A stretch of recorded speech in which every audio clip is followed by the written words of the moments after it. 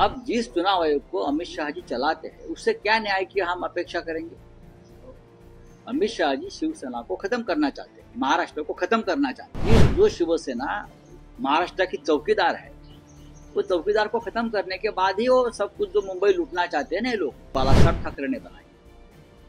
हमारा पार्टी का जो सिंबल है वो हमसे छीन लिया और किसको दिया? एक चोर को दिया, एक लफंग है उसको दे दिया, जिसका पार्टी से कोई संबंध नहीं, वो पार्टी छोड़कर भाग गया, जिसको हमने पार्टी से निकाल दिया। अमित शाह चला रहा है चुनाव आयोग, उनसे हम क्या न्याय की अपेक्षा कर सकते हैं? तो हम सुप्रीम कोर्ट में ही जाएंगे। उनकी मानसिकता क्या है? उनकी मानसिकता उज्जवल निकम जैसी है। जैसे भारतीय जनता पार्टी के साथ रहकर उनको राज्यसभा मिल गया, वो प्रेसिडेंट का नॉमिनेशन वगैरह नहीं मानता होगा, बीजेपी के साथ आप बीजेपी के प्रचारक बन गए तो आप कुछ भी कर सकते, तो आपको बीजेपी के साथ रहने का एक बख्शिश मिला है। देखिए, अमित शाह जो चुनाव आयोग के कर्ता धर्ता है, चुनाव आयोग इंडिपेंडेंट नहीं है इस देश में। अभी गृह मंत्री अमित शाह चुनाव आयोग को चलाते हैं, ये सबको मालूम है।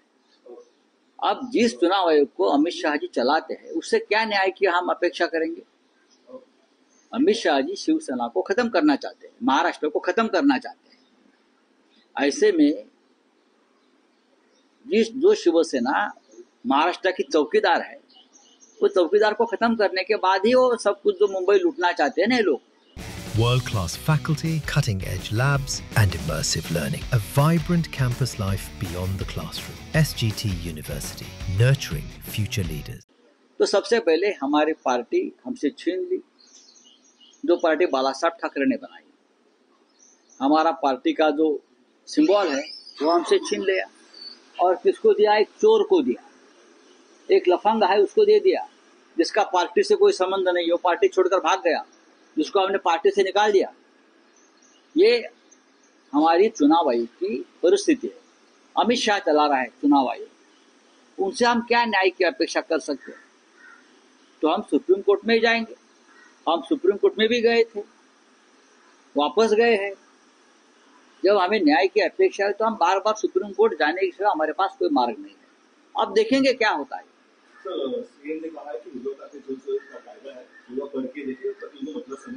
खुद मिस्टर देवेंद्र फडणवीस ने जन सुरक्षा कायदा फिर एक बार पढ़ना चाहिए, खुद ही पढ़ना चाहिए। वो कानून बनाने वाले कौन लोग हैं? हमारे पास है ना, वो पुलिस वाले हैं, खाकी वर्दी वाले हैं। उनकी मानसिकता क्या है? उनकी मानसिकता उज्जवल निकम जैसी है। जैसे भारतीय जनता पार्टी के साथ रहकर उनको राज्यसभा मिल गया, वो प्रेसिडेंट का नॉमिनेशन वगैरह नहीं मानता होगा, बीजेपी के साथ आप बीजेपी के प्रचारक बन गए हो तो आप कुछ भी कर सकते, तो आपको बीजेपी के साथ रहने का एक बख्शिश मिला है। जन सुरक्षा कानून बनाने वाले ऐसे लोग हैं। सबसे पहले क्या बोलते हैं ये? कौन से विचारधारा के लोग हैं? लेफ्टिस्ट या डावे? ये कौन होते हैं? एक विचारधारा जो है ना इस देश में और पूरे विश्व में विचारधारा है कम्युनिज्म। हमने मुंबई में उनसे बहुत बार संघर्ष किया है, लेकिन यही विचारधारा के लोग पश्चिम बंगाल में राज करते रहे, केरल में राज करते रहे, त्रिपुरा में राज करते रहे, बिहार में उनका, महाराष्ट्र में उनकी ताकत रही। देश के स्वतंत्रता संग्राम में भारतीय जनता पार्टी और राष्ट्रीय स्वयंसेवक संघ नहीं था, कम्युनिस्ट थे।